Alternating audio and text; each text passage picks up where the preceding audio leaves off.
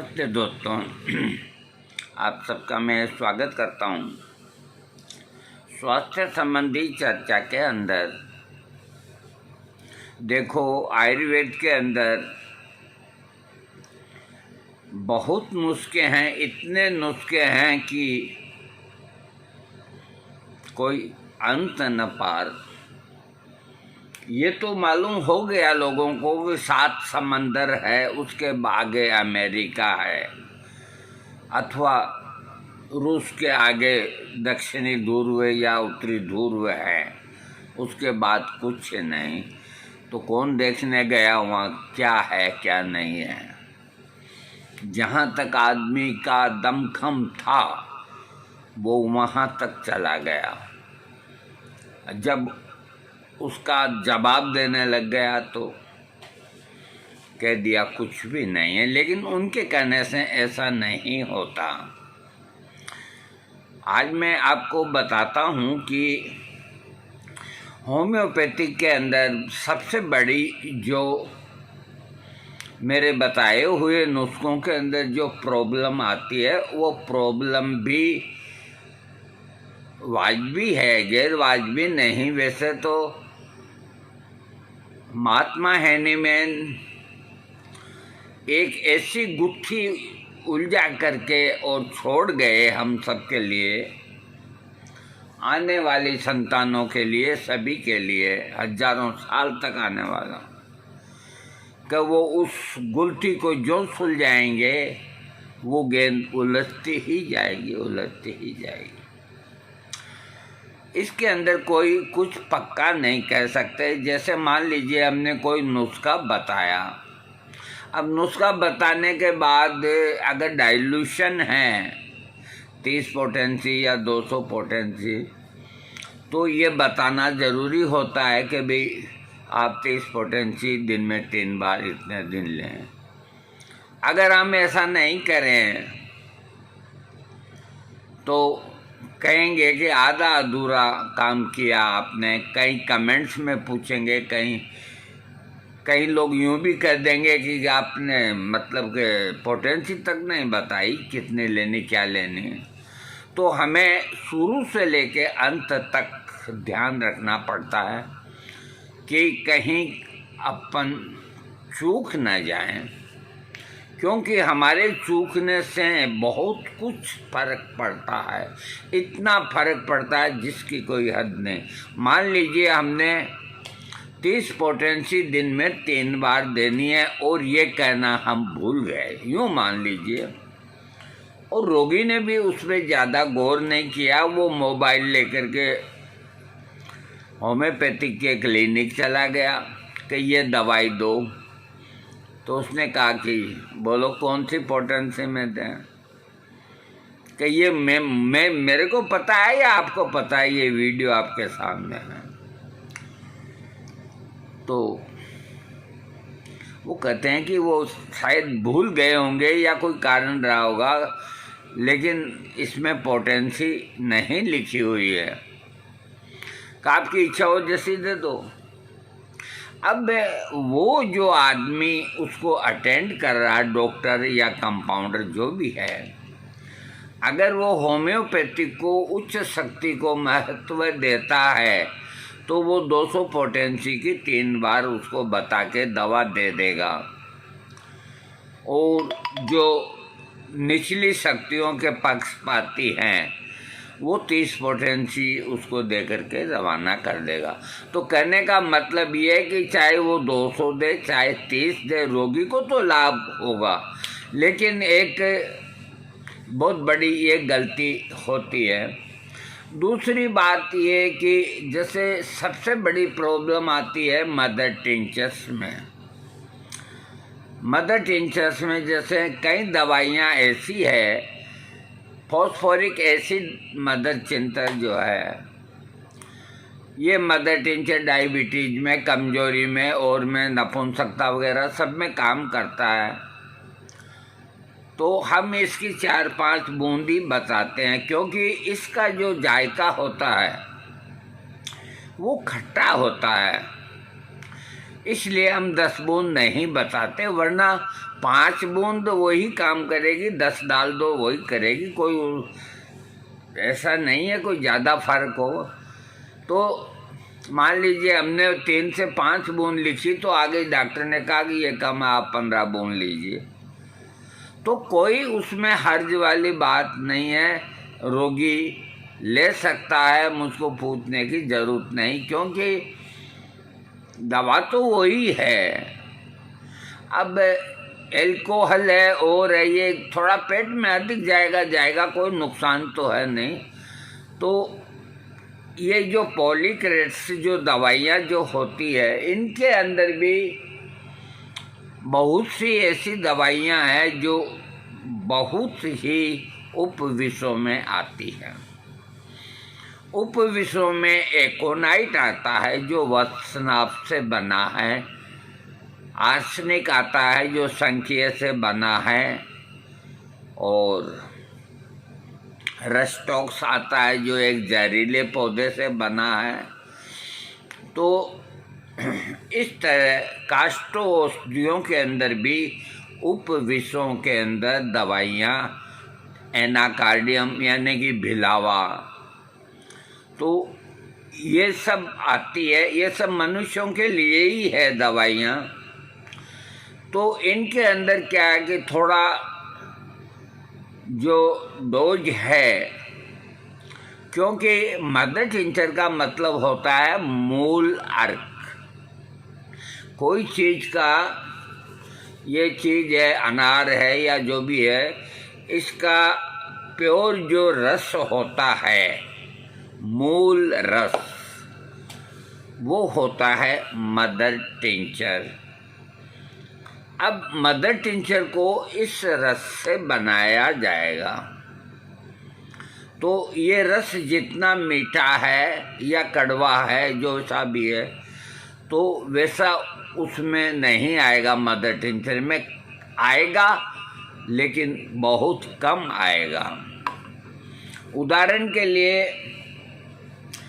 कुचला नक्सोमी का बना है, इसके मदर टिंचर के अंदर कोई डॉक्टर 5 बूंद लिखते हैं, मैं 1 से 2 बूंद बताता हूँ, 2 से 3 बता दूँ ज़्यादा से ज़्यादा, कोई डॉक्टर 15 बताते हैं। तो मान लीजिए मैंने कह दिया भाई 15 बूंद खुराक ज़्यादा है, न लें, तो इसका कोई मेरे डॉक्टर भाई बुरा नहीं माने, क्योंकि 20 बूंद भी अगर ले लेगा आदमी, तो आज के आदमी के अंदर इतना जहर भरा है पहले से ही कि ये जहर क्या करेगा।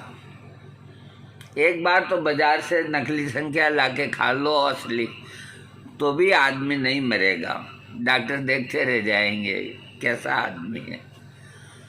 क्योंकि आदमी के इतने टेंशन, इतने तनाव और इतना दिमाग में स्ट्रेस रहता है कि पहले महात्मा हेनीमैन जब आदमी निर्दोष होता था तो 30 पोटेंसी की एक खुराक दे के ही ठीक कर देते थे, क्योंकि वो आदमी कोई चीज़ अंट संट नहीं खाता था।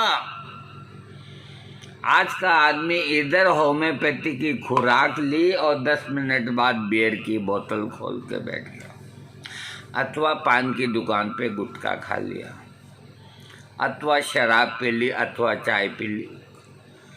उसके दिल में ये ख्याल नहीं कि मैंने दवाई लिखी है होम्योपैथी की, डॉक्टर भी नहीं करते, अब क्या करें डॉक्टर, कोई परहेज रखते ही नहीं है तो डॉक्टर भी क्या करें। तो जो सुगंधित चीज़ें होती है, जो भी, वो कोई भी होम्योपैथी की दवा है उसको बेअसर करती है। अब वो कितना % बेअसर करती है, इसका जजमेंट तो जब निकले कि आपने यूँ मान के चलो होम्योपैथिक दवा ली है, अब इसके अंदर सुगंधित चीज़ नहीं लेनी चाहिए, तो आपने जैसे दिन में 2 इलायची खा ली, अगले दिन 2 खा ली, तो ये एक रूटीन में रोज़मर्रा की खुराक हो गई आदमी की। तो अगर ये दो भी नहीं खाए तो वो और जल्दी ठीक हो आदमी। तो इस तरह तो चलते हैं, लेकिन कई ऐसी खुशबूदार जो चीज़ें हैं, ड्रिंक वगैरह, कि 7 दिन से दवाई खा रहा है 30 पोटेंसी का आदमी, और दिन में 2-3 बार शराब पी लेता है और अपने दोस्तों में बात करता है कि मैं होम्योपैथिक दवाई खाता हूँ, मैं ठीक हो गया। ठीक, अब उसको कौन समझाए कि तेरे अब सभी नशे में हैं, कोई होश में हो तो उनको समझाएं। तो इस तरह अपने जो शरीर की प्रतिरक्षा प्रणाली जिसे कहते हैं वो बिल्कुल डाउन कर ली, या देसी भाषा में यूं कहो कि ये जो जीवा है, जीव है, इसके ऊपर अपना अब बस नहीं रहा। शुगर का रोगी है तो मीठा खाने को तरसेगा, ब्लड प्रेशर का है तो नमक के लिए तरसेगा। पहले के लोग, अरे इतने स्टेप ना उनका मजबूत था कि डॉक्टर ने कह दिया कि आपको नमक बंद करना, तो बिल्कुल ही बंद कर देते। ऐसा नहीं करना चाहिए। अब आजकल तो कोई इन बातों पे कोई जोर भी नहीं देता, कोई कुछ कहता भी नहीं कि डॉक्टर जानते हैं कि अपन कहेंगे और हाँ कर लेंगे, करेंगे कुछ भी नहीं। तो इस तरह की कई अड़चनें होम्योपैथिक में आती हैं, ऐसी ही अड़चनें आयुर्वेद में भी आती है। तो जिसकी जो इच्छा हो वो डॉक्टर जो भी पोटेंसी आपको सही लगे उनको वो दे, आप ले लें, क्योंकि होम्योपैथिक दवा से कोई मृत्यु नहीं होती। अब मैं आज जो आपको बता रहा हूँ एक होम्योपैथिक दवा, तो एक दवा का मतलब होता है कि सेनापति तो एक होता है और सेना में अनेक सैनिक होते हैं। तो एबिस नाइगरा नाम से जो दवा है इसके बारे में आपको बताऊंगा, क्योंकि आज के वक्त में हाइपर एसिडिटी, अम्लपित्त जिसको कहते हैं, पेट का ठीक नहीं रहना, खाना खाने के बाद में पेट भारी हो जाना, आँखों में जलन सी गिरना, मन नहीं लगना, खाना तो खा लेता है लेकिन बेमन खा लेता है, मन में एक जो प्रसन्नता होती है वो नहीं हो पाती, और सुबह उठते ही मुंह कड़वा लगता है। देखो, एक दिन भी अगर सुबह उठते ही मुंह कड़वा लगेगा तो आदमी घर में कहेगा कि मेरा पेट ठीक नहीं, या कोई चीज़ ठीक नहीं, मेरा ठीक नहीं है, मुंह कड़वापन लगता है, ऐसा है, या मेरा थोड़ा जी मिसलाता है, जी घबराता है। तो कोई ना कोई अंदर उत्पात होए बिना ये चीज़ नहीं होती। कब्जे से भी हो जाती है, गैस पास नहीं होने से भी हो जाती है, अम्लपित्त से हो जाती है। तो एबिस नाइगरा कई प्रकार के रोग जो आमाशय से संबंधित हैं उन पे ये बहुत अच्छा काम करती है। जो आमाशय के श्लेष्मिक किनारे होते हैं तो शरीर पर उनका प्रभाव पड़ता है, उन रोगों में पाचन दोष अधिक देखने को मिलता है। उन रोगों को ठीक करने में ये औषधि बहुत उपयोगी है। बूढ़े व्यक्तियों को होने वाला हृदय रोग तथा भूख कम लगने वाले रोग, चाय तथा तंबाकू के कारण उत्पन्न रोग, कब्ज तथा शरीर के बाहरी रोम छिद्रों तथा रंध्रों में होने वाले दर्द को ठीक करने के लिए ये औषधि उपयोगी है। इसके रोगी का मन खिन्न रहता है, उदास रहता है, पागलपन की अवस्था बनी रहती है, पढ़ने या लिखने कार्य करने में असमर्थ होता है, मस्तिष्क में धुंधला साग रहता है, हल्का हल्का सिर में दर्द रहना, अजीब गरीब से अनुभव होना, अपनी बात को पूरी सही तरह से कह नहीं पाना, बुरा बुरा सा महसूस होना, सिर गर्म और गालों पर लालिमा, भारीपन महसूस होना आदि लक्षण होते हैं। तो उसका उपचार करने के लिए एबिस नाइगरा 30 पोटेंसी सबसे अच्छी है। एबिस नाइगरा इसके अलावा पेट का ऊपरी भाग जो होता है, रोगी को यूँ महसूस होता है कि उसके पेट के ऊपरी भाग में कोई अंडे के समान चीज अटकी हुई है। रोगी को यूँ महसूस होता है उसके यहाँ पर कोई अंडे जैसी चीज अटकी हुई है, जो न बाहर आती है और न नीचे जाती है। तो उसके मन में बेचैनी। एनाकार्डियम के रोगी को यूं लगता है कि उसके गले में डॉट्स आ गया, जैसे कोई चीज़ का कॉर्क लगाते हैं, डॉट्स उसको बोलते हैं, ऐसे मेरे गले को किसी ने रुंध दिया। इसी तरह और भी कई ऐसी दवाइयाँ हैं जिनके लक्षण इनमें आपस में मिलते हैं, लेकिन उधर एनाकार्डियम का जो रोगी है वो कुछ खा लेता है तो उसकी तकलीफ में कमी होती है, तो उसको एनाकार्डियम देना चाहिए। और एबिस नाइगरा का जो रोगी है वो कुछ खा लेगा तो उसकी तकलीफ बढ़ेगी, तो वो भी यहाँ गोला या अंडा महसूस करता है, जो न ऊपर आता है न नीचे निकलता है। तो ये एक तरह की गैस्ट्राइटिस है।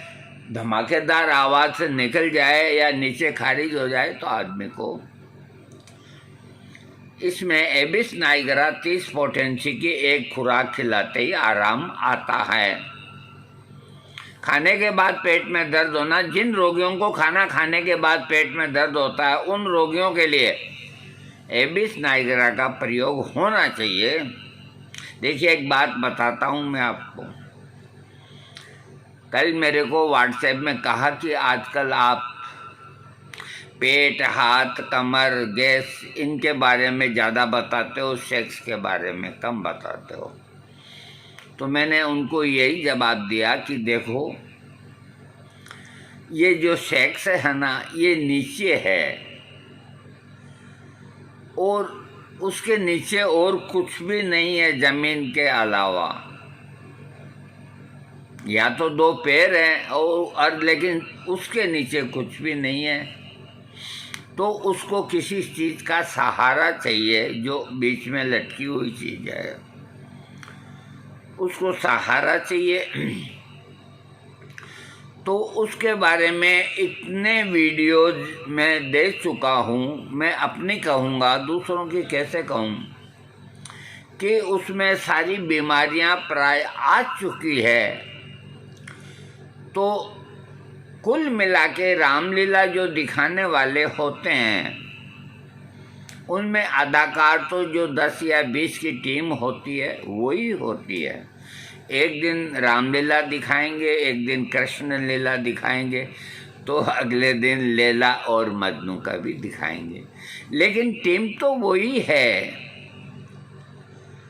तो इस तरह का व्हाट्सएप में लिखना कि आपके हर एक नुस्खे में अश्वगंधा, मूसली वगैरह ये कुछ एक ही एक चीज़ आती है, तो एक बात हम बताते हैं, आप रोज़ गेहूं की रोटी रोज़ रोज़ क्यों खाते हैं? आलू की सब्जी अधिक क्यों खाते हैं? ऐसी कई चीज़ें हैं, तो उनको हम हटा नहीं सकते। आप चाहते हैं कि भाई अश्वगंधा, शतावरी, आंवला, जो अमृत के समान जो चीज़ें हैं और लाखों वर्षों से जो आजमाई हुई है, उनको तो हम छोड़ें और आपको ये तुअर की दाल, उड़द की दाल या कोई ऐसी फालतू की चीज़ें, हलवा, कोई पूड़ी, ये बताएं क्या खाने के लिए?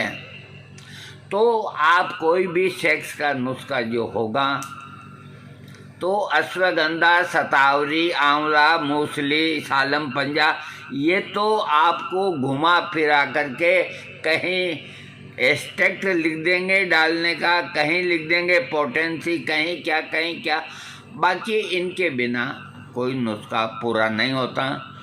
इसमें बुरा नहीं मानना, यही घूम फिर के इनकी जो मात्रा होती है।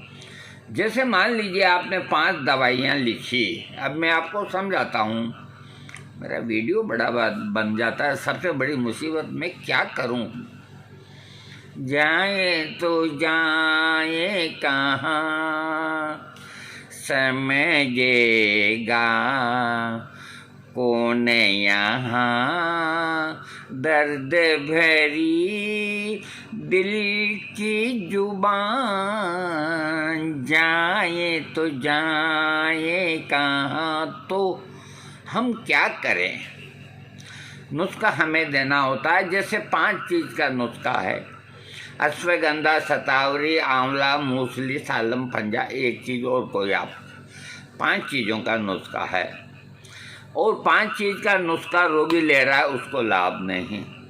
वही 5 चीज़ें मैं दूंगा और उसको लाभ होगा।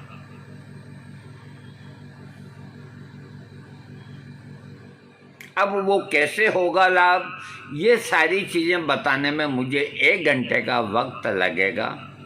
कोई मुझसे पूछ सकता है, अभी मैं एबिस नाइगरा के ऊपर चल रहा हूँ, तो ये पेट की एक बहुत अच्छी दवा है। आपको न तो बाज़ार से एलोवेरा खाना, न कोई और फालतू की चीज़ खानी। एबिस नाइगरा को घर पे रखो। एसिडिटी सबको होती है, भूख नहीं लगती, दोपहर और रात के समय में खाने की इच्छा तेज होती है। ऐसे लक्षणों में पीड़ित जो रोगी होता है, एबिस नाइगरा उसको देने से ठीक होता है। और बूढ़े व्यक्तियों को बदहजमी की बीमारी, यानी कि खाना न पचना। अब आजकल तो 34 के बाद ही वृद्ध लिखने लग जाते हैं, अब क्या करूं मैं, इसमें तो मेरा कोई पार्ट नहीं। तो बदहजमी बूढ़े आदमियों की, इसके साथ हृदय का रोग का लक्षण दिखाई दे तो एबिस नाइगरा का प्रयोग करना चाहिए। चाय तथा तंबाकू के सेवन से, अधिक सेवन से जो तकलीफ़ें हुई है पेट संबंधी, एबिस नाइगरा देना चाहिए। छाती में कुछ अटका हुआ सा महसूस होना, मैं बताया आपको, रोगी को ऐसा लगता है कि छाती में कुछ अटका हुआ है, और खांसने पर ऐसा लगता है कि अटका हुआ निकल गया। छाती में दर्द महसूस होता है खांसी के बाद। ये जब कफ जम जाता है, ये उसका लक्षण है, वो अलग है अंडा वाला। खांसी के बाद मुंह में पानी भर आना, गले में घुटन महसूस होना, ऐसे लक्षणों के रोगी को एबिस नाइगरा देना चाहिए। यदि किसी रोगी के पीठ के नीचे के भाग में दर्द हो रहा हो, तो उसके दर्द को ठीक करने के लिए एबिस नाइगरा शानदार दवा है। इसके रोगी के सिर के लक्षणों में सिर गर्म लगना, गाल लाल, सुस्ती, नींद न आना आदि लक्षण है, उनके लिए एबिस नाइगरा देना चाहिए। रात के समय में नींद न आने के कारण भूख लगने के लक्षण रोगी में हैं, तो उसका रोग एबिस नाइगरा से ही ठीक हो सकता है। इसको सुन लो दोबारा। रात के समय में नींद न आने के कारण भूख लगने के लक्षण रोगी में हैं, तो उसका रोग एबिस नाइगरा औषधि से ही ठीक होगा। कान के भी बाहरी जो नली में दर्द होता है, उसमें ये लाभ करता है। गले के अंदर भी गला बैठ जाना, ऐसा लगना कोई चीज़ गले की नली के अंदर चिपकी हुई है, इस प्रकार के लक्षण में खांसता रहता है, इनमें लाभदायक है। बुखार के साथ में गर्मी तथा ठंडी बारी बारी से होना और पेट में दर्द होना, इसमें ये लाभ करती है। बहन बेटियों का मासिक स्राव बंद रहना या देर से आना, सांस लेने में कठिनाई होना, सांस छोड़ने में आसानी होना, ऐसे लक्षणों से पीड़ित स्त्री का उपचार एबिस नाइगरा से कर सकते हैं। इसका संबंध एबिस नाइगरा औषधि की तुलना ब्रायोनिया से कर सकते हैं, कैमोमिला से कर सकते हैं। और इग्नेशिया, नक्सवोमिका और लैक्टिक एसिड आदि दवाओं से कर सकते हैं। एबिस नाइग्रा की औषधि की 1 से 30 शक्ति का प्रयोग करना चाहिए। मैंने इसको कई बार कई रोगियों को सब शक्तियों में दे के देखा, अनुभव, मेरे अनुभव की बात कर रहा हूँ। ये सबसे बढ़िया 30 शक्ति में काम करता है। अब मैं इसके नीचे जो डिस्क्रिप्शन है उसके अंदर मैं एक नुस्खा लिख रहा हूँ। विशेष करके वो नुस्खा है वो आप बनवा लें होम्योपैथिक दवा के, वहाँ जा कर के और सब बढ़िया बना के देते हैं, कोई दिक्कत नहीं, आपको सस्ता पड़ेगा। आपके सामने जो 5-4 चीज़ें मैं बोलता हूँ वो मिलवा के आप उनका प्रयोग करें तो आपकी एसिडिटी ठीक होएगी। और एसिडिटी के साथ में ये जो चीज़ें मैंने बताई वो ठीक होगी। आप वीडियो को पूरा सुने और उसके बाद में वीडियो ख़त्म होने के बाद में देखें कि नीचे क्या लिखा हुआ है। थैंक्स।